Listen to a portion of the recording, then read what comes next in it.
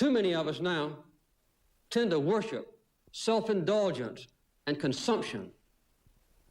Human identity is no longer defined by what one does, but by what one owns. But we've discovered that owning things and consuming things does not satisfy our longing for meaning. We've learned that piling up material goods cannot fill the emptiness of lives which have no confidence or purpose. The symptoms of this crisis of the American spirit are all around us. For the first time in the history of our country, a majority of our people believe that the next 5 years will be worse than the past 5 years. 2/3 of our people do not even vote. The productivity of American workers is actually dropping.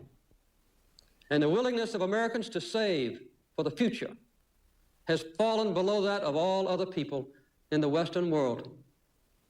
This is not a message of happiness or reassurance, but it is the truth, and it is a warning. These changes did not happen overnight.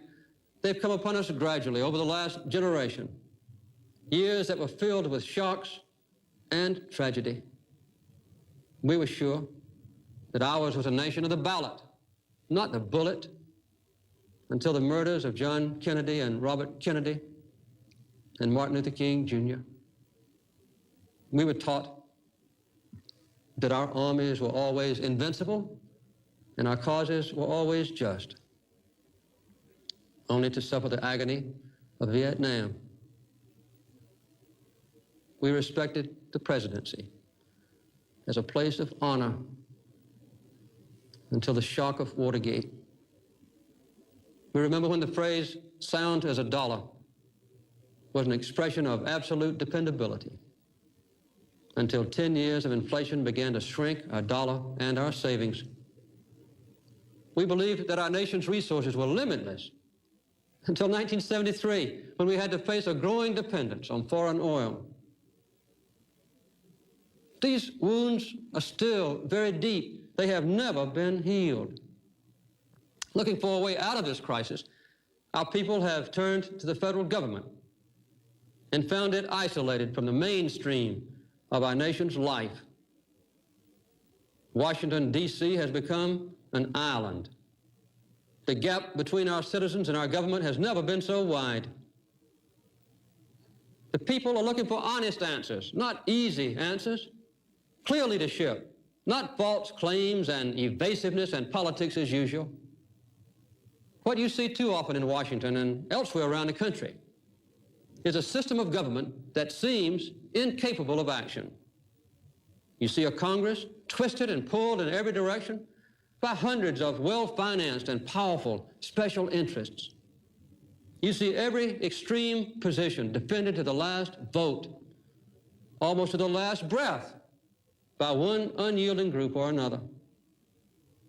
You often see a balanced and a fair approach that demands sacrifice, a little sacrifice from everyone, abandoned like an orphan, without support and without friends.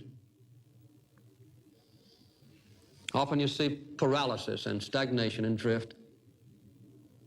You don't like it, and neither do I. What can we do? First of all, we must face the truth, and then we can change our course. We simply must have faith in each other, faith in our ability to govern ourselves, and faith in the future of this nation.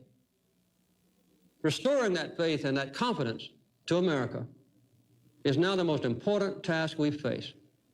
It is a true challenge of this generation of Americans. Our fathers and mothers were strong men and women who shaped a new society during the Great Depression, who fought world wars, and who carved out a new charter of peace for the world. We ourselves are the same Americans who just 10 years ago put a man on the moon. We are the generation that dedicated our society to the pursuit of human rights. and equality. And we are the generation that will win the war on the energy problem, and in that process rebuild the unity and confidence of America. We are at a turning point in our history. There are two paths to choose. One is the path I've warned about tonight, the path that leads to fragmentation and self-interest. Down that road lies a mistaken idea of freedom, the right to grasp for ourselves some advantage over others. That path would be one of constant conflict between narrow interest, ending in chaos and immobility. It is a certain route to failure. All the traditions of our past, all the lessons of our heritage, all the promises of our future point to another path.